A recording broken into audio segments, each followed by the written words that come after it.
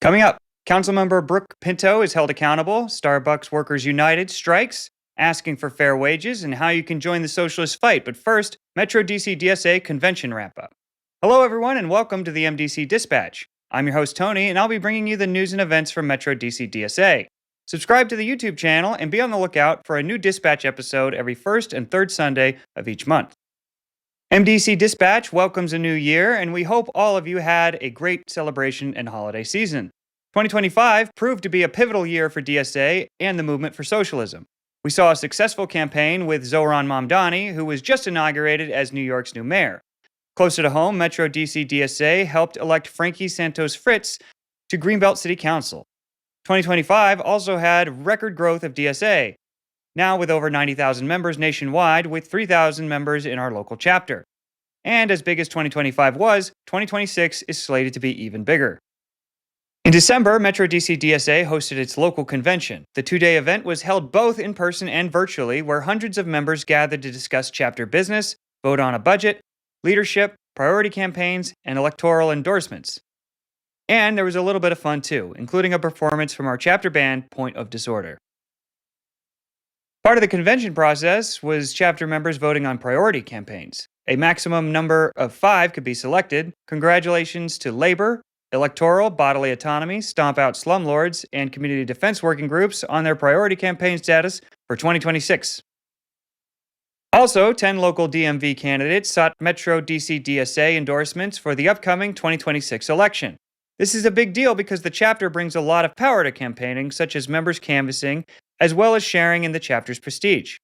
At convention, the membership listened to these candidates as they presented themselves to the chapter, and comrades gave impassioned speeches both for and against their respective endorsements. In the coming months, you'll be learning a lot about these candidates from the Dispatch, and you'll have opportunities to volunteer on their campaigns. Congratulations to Aparna Raj, Imara Crooms, Gabriel Acevero, Josie Caballero, Rahila Ahmed, and Izola Shaw on their successful endorsements. Since the occupation of D.C. began in the summer, DSA has been partnering with other organizations through the Families Not Feds campaign to pressure D.C. council members to do their jobs.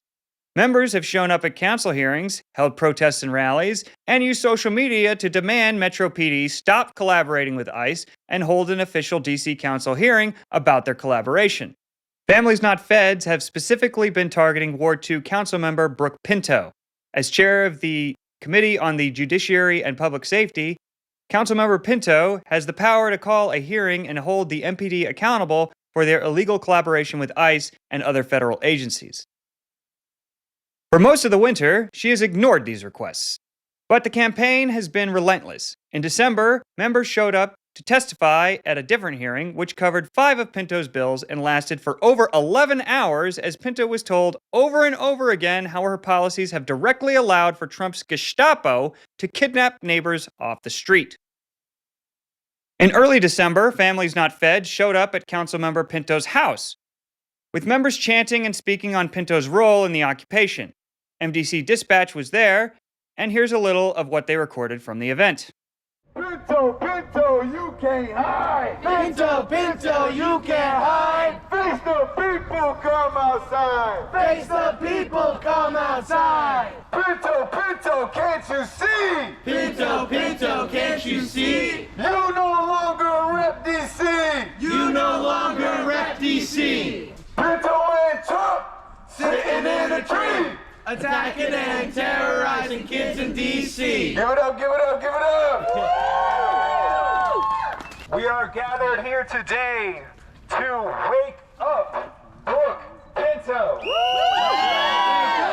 are here today to tell Brooke Pinto to do her job. Can I get a do your job?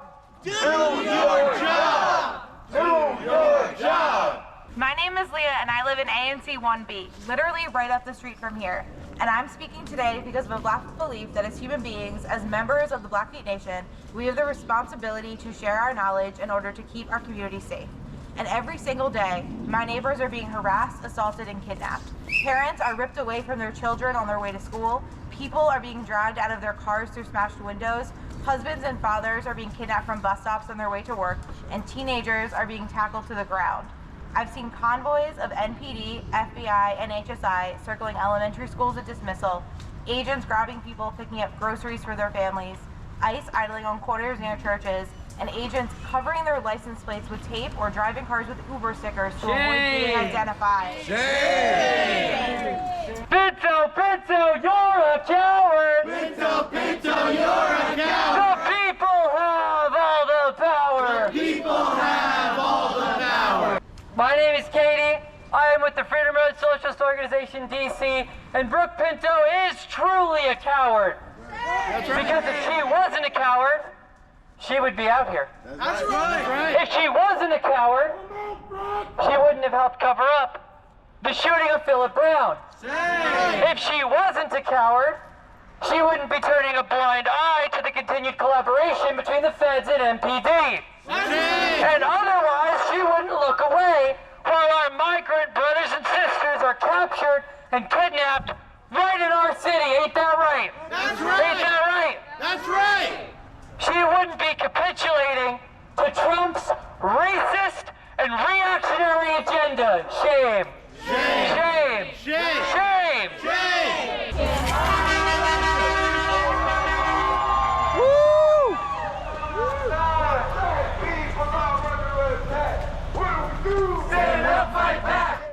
The cherry on top was a sit-in at Pinto's office just before the end of the month. Members spent all morning in her office refusing to leave until their demands were heard and directing supporters to flood her office with calls echoing their demands.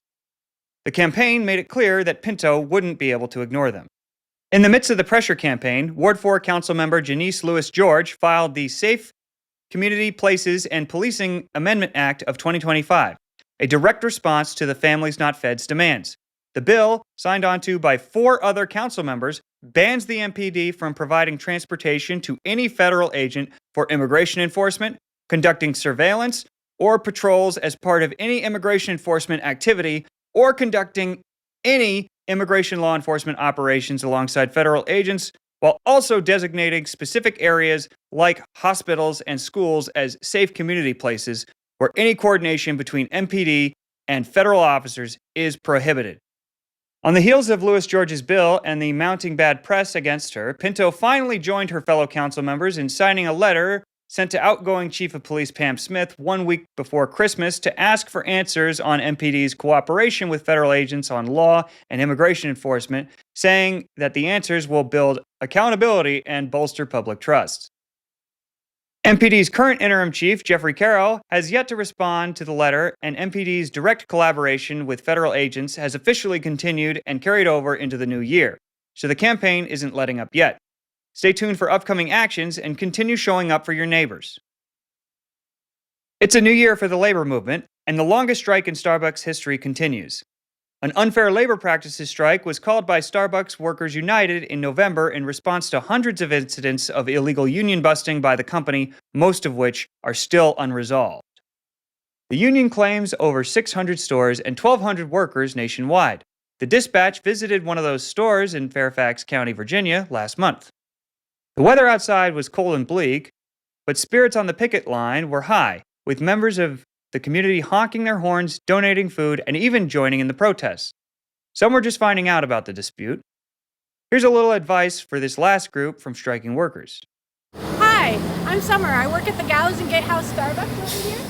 We are in Merrifield, and we are on strike right now because we are just trying to get the Starbucks Corporation to bargain in good faith.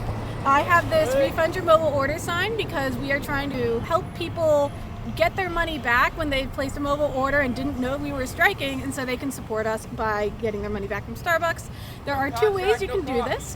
One, you can go to any of our baristas at the store through their registers, that can be inside or through the drive-thru, and you can say, hey, I want a refund. Can you just do it through your register? This is what my order was, and show them your app. Or you can go to the help number on the app, the support, and ask them to refund your order just by contacting the support through the app, and that should work just as well. You'll be able to do that anywhere you are. Starbucks workers have called for a boycott of all Starbucks stores, including those not on strike. Struck stores that have a union should be shut down, but some workers have ignored the union's democratic decision to halt work and are keeping the lights on. Customers who ignore the boycott can look forward to long lines and low quality as these scab workers are hired hastily and put to work without proper training or sufficient numbers to staff the store. They're also given unusual duties, including one that was plain to see from the picket line. Again, more from the workers on the scene. Hello y'all, my name is Kenty. I'm a one-year partner here at the Gallows store in Falls Church. I'm also a strike captain here at this Starbucks. We are out here today because we have been on the picket line for over a week, and as a part of that we have been making sure that these deliveries do not reach the stores that they're supposed to get to. These deliveries are essential for Starbucks to operate. The milk, the food, the beans, the cups, all of that. We've been going around and letting the Teamsters drivers know that not just at Union stores, but at all stores, Starbucks workers are on strike, and we are asking them to not cross the picket line, and they have been. And as a result, the district manager here at this store, Reggie, is forcing the workers who are still inside to go out themselves and bring in the order, these heavy boxes, forcing them to go out into the cold and bring those boxes inside. That's outside of their job description. No liability coverage as far as insurance that Starbucks has. Entirely a violation of these people's rights, entirely, just throwing them out into the cold. All because Starbucks doesn't care about its workers. Starbucks doesn't care about the fact that we're out here fighting for a fair contract. Starbucks just cares about getting its money in the quickest possible way. They only care about expediency and convenience. They don't care about endangering their workers. They don't care for the fact that we are on strike for better pay and better conditions. They're willing to violate. They're willing to violate whatever corporate policies they have. They're willing to bend whatever rules. Because that's what Starbucks is at the end of the day. Yeah, don't drop any of those boxes. Ordering manual labor without proper liability coverage is just one example of how CEO Brian Nickel is willing to break any rule and risk any harm to avoid giving any respect to the workers that have made 100% of the company's revenue possible. The current dispute is over less than 1% of that amount. Shout out to those drivers for respecting the picket line. Let's urge the workers still inside to follow their example, and let's urge the bosses to negotiate in good faith. No contract, no coffee. Join the chapter for any of the huge slate of events coming up in the next few weeks. RSVPs linked in the description. Metro DC DSA's Political Engagement Committee will be hosting a DC mayoral candidate Q&A session with Janice Lewis-George, who is seeking chapter endorsement, Monday, January 5th. Curious about DSA? Thinking about joining but want to hear more first? If so, we're hosting a new member orientation on Wednesday, January 7th. You'll learn about DSA and what we do, and how you can get involved in the fight for a brighter future. Join the Nova branch for their monthly branch meeting. The branch will discuss their current campaigns, recent events, organizational questions, and updates from allied groups. New members are always welcome. Thursday, January 8th. Also on Thursday, join the Bodily Autonomy Working Group for their 2026 launch party. BOG will be meeting at As You Are in DC, and we'll be talking about what their plans are for the new year, how you can get involved, answer any questions you have, and to celebrate. Come early, come late, come whenever. The Montgomery County branch is hosting its monthly branch meeting on Sunday, January 11th. Come join and participate in branch business and build camaraderie with your fellow MoCo members. More than just DSA is hosting events in the coming weeks. So are many other groups. Here are a few other upcoming events. Join the Harriet's Responders for a virtual orientation on Monday, January 5th, and learn how to get plugged into the DC Safety Squad and Harriet's Responders, who are piloting a response team to act as an alternative to calling the police. Harriet's Responders is committed to building local power through transformational direct actions, rapid response, and mutual aid. Ever wanted to bake your own sourdough bread? Learn the basics of creating delicious loaves with just flour, water, starter, and salt with Bowl, DC's first worker-owned bookstore. The workshop will go over keeping your starter alive, dive into the tasty science behind sourdough, and share some simple recipes to get started. Wednesday the 7th. Find these activities and many more at the calendar of events on the website or in the full weekly update, also linked in the description. The Democratic Socialists of America is growing. If you're not a member of DSA and would like to connect with other like-minded activists, community organizers, and neighbors, visit dsausa.org and join today. Metro DC DSA is the third largest chapter in America with over 3,000 members. We're very active in the community and have groups focused on labor, tenant rights, LGBTQ rights, environmental activism, and much more. DSA is the largest socialist organization in America, and we would love to have you as a member. These and other stories, along with links and sources, can be found in the Metro DC DSA Weekly Update newsletter, which you can find linked in the description. This production has been a collaboration of members of Metro DC DSA.